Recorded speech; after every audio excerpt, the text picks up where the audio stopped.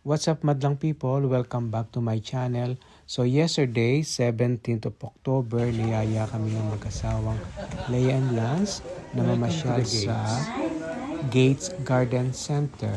Bali, 2 hours drive to from Layton Bassard. So, medyo matraffic and nakarating naman kami ng maluwalhati. So, ito na kami sa entrance. Sabi nila, this garden center is one of the biggest in the UK and Christmas spirit is in the air.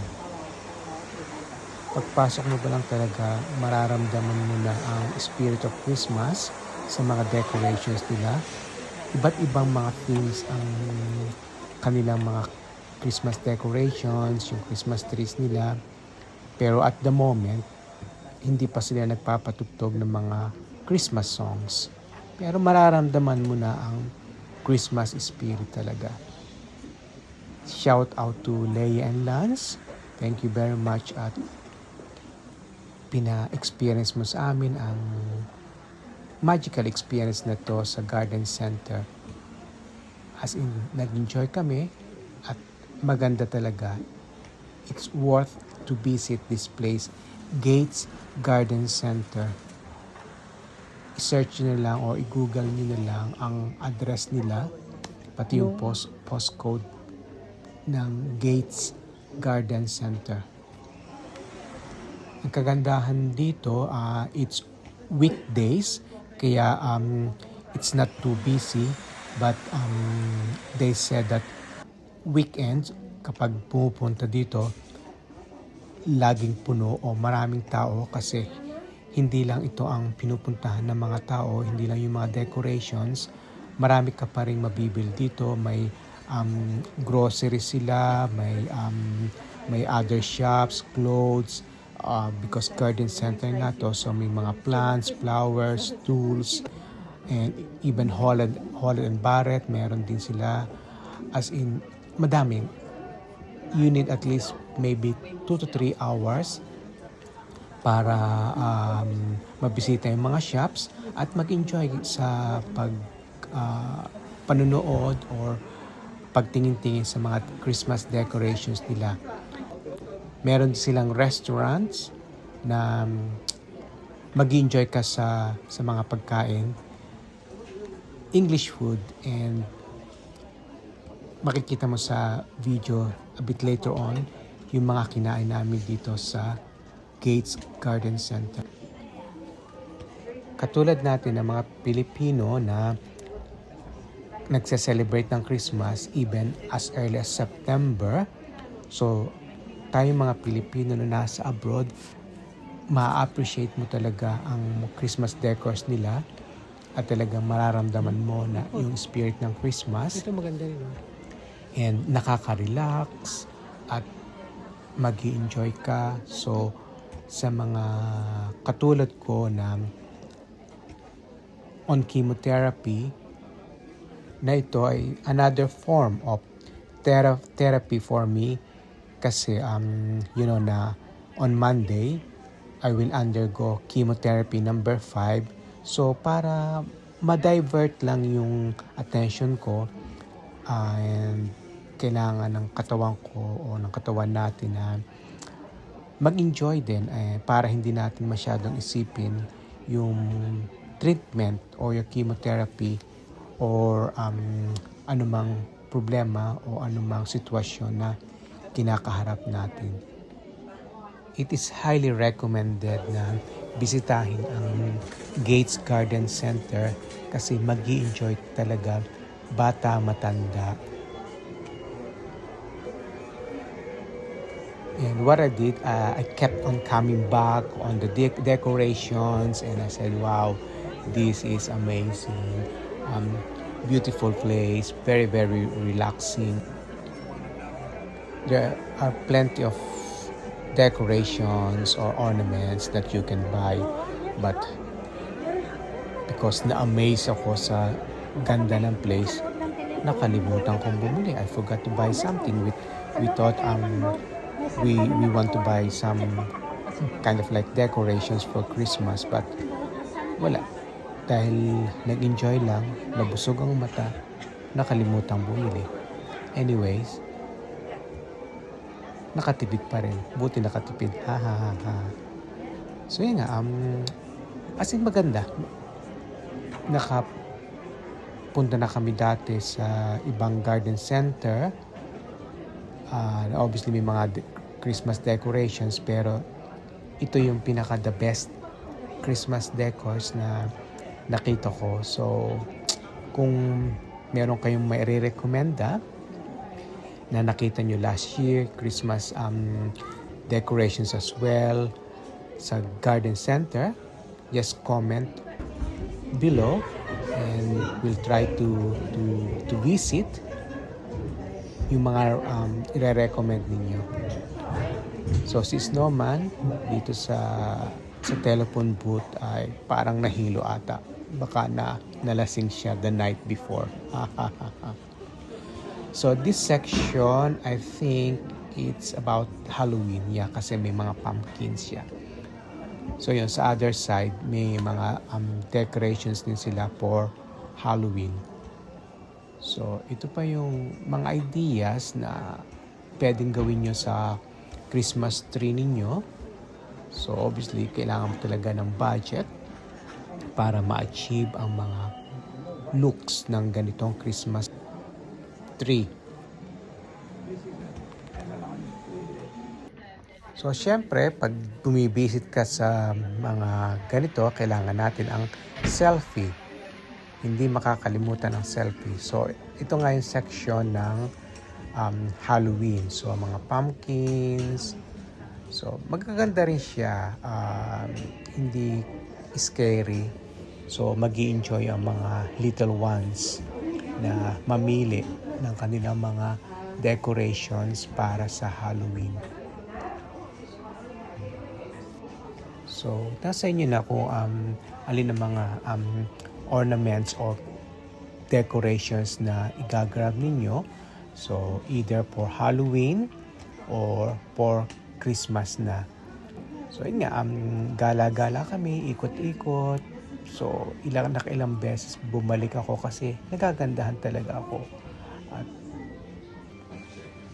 ito yung other section ng sa garden center. So yung sa mga lights, amazing, para siyang 3D and nakakatuwa talaga. Mabubusog ang mga mata mo.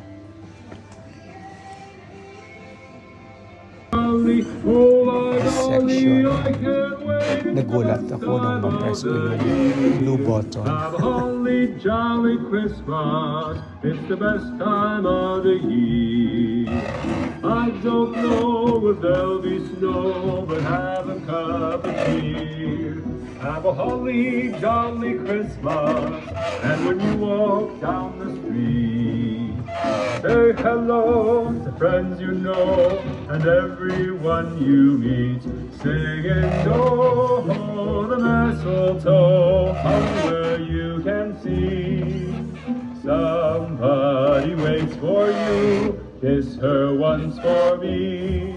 Have a holly jolly Christmas, and in case you didn't hear, oh by golly, have a holly jolly Christmas this year. Have a holly jolly Christmas, it's the best time of the year.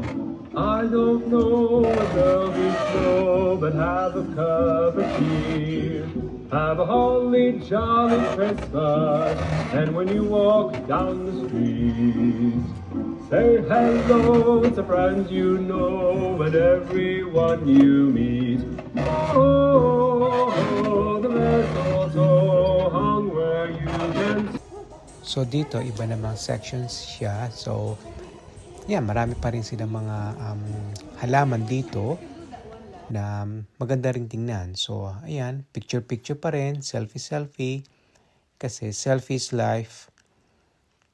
Hindi mawawala yan kasi para sa memories natin, pag tanda natin, mababalikan natin itong mga pictures na to and we can say, oh, I've been there, I've done that, I enjoyed that time. So, we can show these pictures or photos to our children or grandchildren and even our friends as well. So yeah, kaya enjoy life. Happy lang and travel din pag may time. Hindi naman pwede na lagi na lang tayong trabaho. We need to enjoy ourselves. Pero alam nyo naman na hindi pa ako pumapasok kasi nga chemotherapy pa ako. So enjoy muna ang mga pagkakataon na ito. Stress-free at the moment, but I'm facing a different stress at the moment. So yung diagnosis sa akin plus yung chemotherapy. So yeah, kapag magandang pakiramdam, go. Sabi nga ni Rufa May, go. Go out, enjoy your life. Be happy, forget the stress, and enjoy your time spending with the loved ones. So yun nga, selfie naman. As in maganda talaga, ang dami mong makikita. Siguro kung gusto mo na ma-check everything what they can offer, you need to spend at least maybe 4 hours. So yeah, nasa inyo din kung talagang gusto niyo mamili, marami, they got plenty of products to choose from.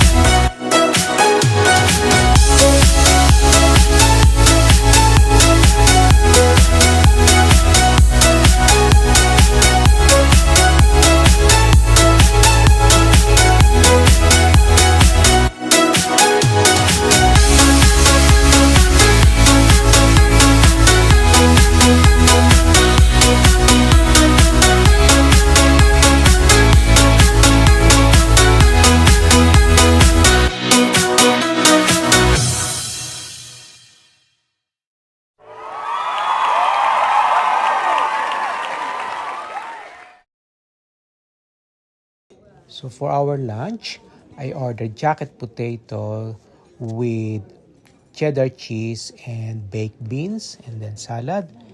And they have fish and chips. Highly recommended by Leia and Lance. Talagang masarap. And obviously, hindi mawala ang pot of tea.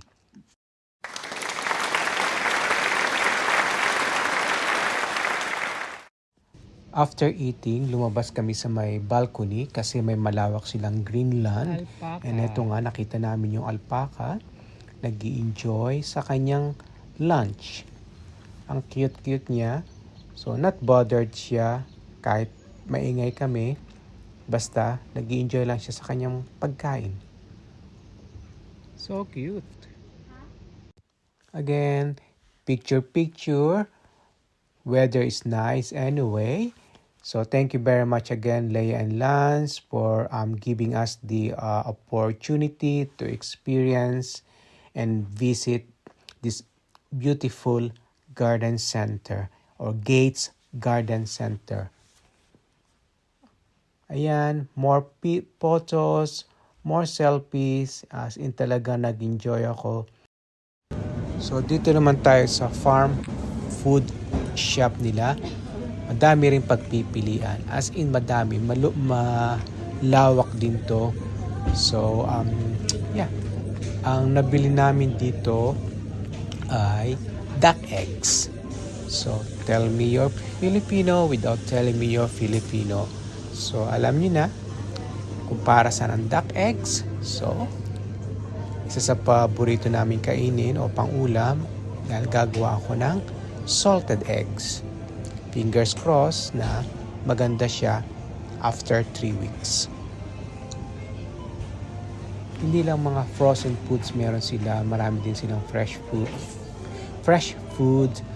May mga fruits din sila. May nakita pa ako doon, rambutan from Thailand, and may butcher sila, so fresh yung mga meat nila, either from the farm nila or locally produced yung mga sausages, yung mga meat nila.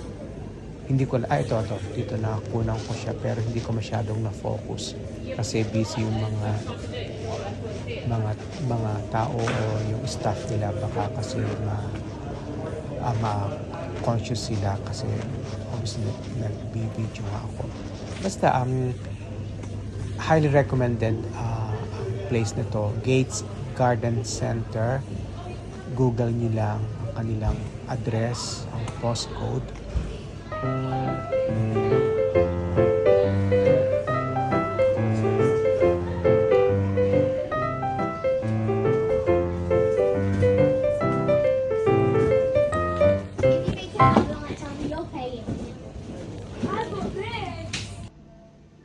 The one that's amazed me as well is their urinal.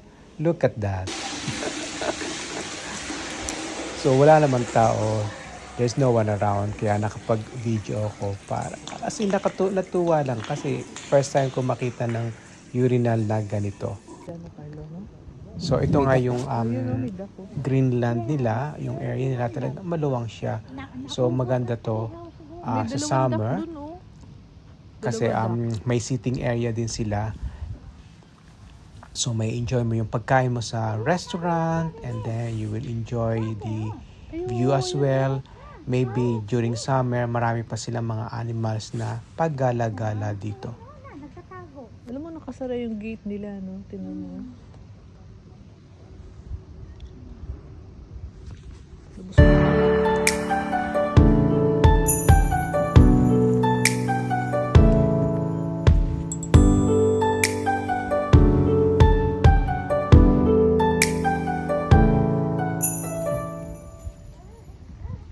So yun lang. Thank you very much for watching. Bye!